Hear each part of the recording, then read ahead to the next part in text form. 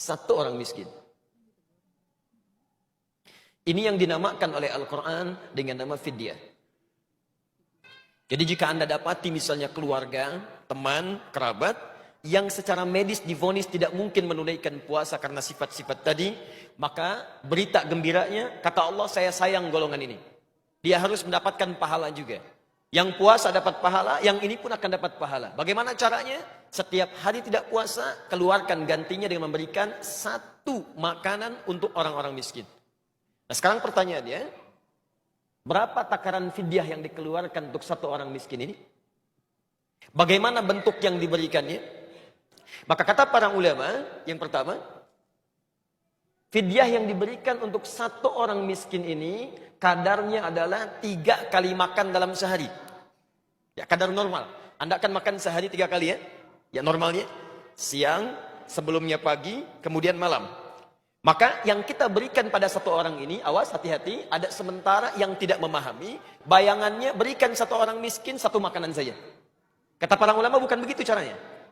Jadi 3 kali makan, berikan pada satu orang. 3 kali makan ini, yang kedua, porsinya disesuaikan dengan kadar makan Anda dalam keseharian. Misal, ada yang sehari makan 3 kali, dihitung 50.000 misalnya. Maka berikanlah senilai 50.000 ini kepada satu orang miskin dalam bentuk makanan. Jika Anda makannya menunya beda dengan yang lain.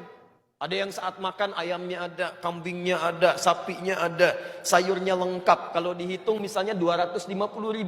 Maka yang seperti ini kadar fidyahnya pun disesuaikan dengan kebiasaan makannya. Ustadz bagaimana kalau kasusnya saya di rumah kadar makan 250.000. Cuman oleh dokter divonis ada makanan tertentu yang nggak boleh dimakan. Jadi makan tiap hari dengan kangkung, bayam, tempe, ya. Tapi kemampuan ada. Nah, maka kata para ulama yang dilihat bukan apa yang dimakannya, tapi kadar kewajaran yang berlaku di keluarganya. Paham sampai sini? Baik, kalau paham coba kita diskusi sebentar. Barangkali ada yang mau ditanyakan atau kita coba diskusikan. Ada yang mau bertanya?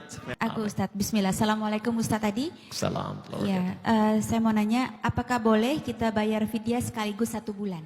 Nah, ini kata para ulama, kalau bicara boleh dan tidak, boleh diperkenankan. Selama orang itu divonis tidak mungkin puasa. Tapi yang terbaik adalah, akan lebih bagus kalau fidyah itu diberikan secara berkala setiap harinya dari waktu-waktu Ramadannya. Apa manfaatnya? Kata para ulama ada 2. Yang pertama, supaya terus melahirkan rasa kenikmatan dalam ibadah. Coba Anda bayangkan, kalau misalnya sesuatu dirapel sekaligus, bukankah keesokan harinya tidak ada perasaan kita untuk memberikan amal soleh?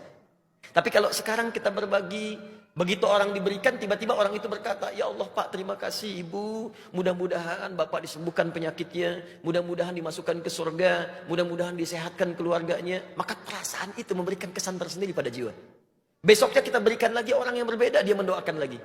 Dikata para ulama, pemberian bertahap itu cenderung melahirkan amal soleh yang baru yang bisa menguatkan kepada jiwa.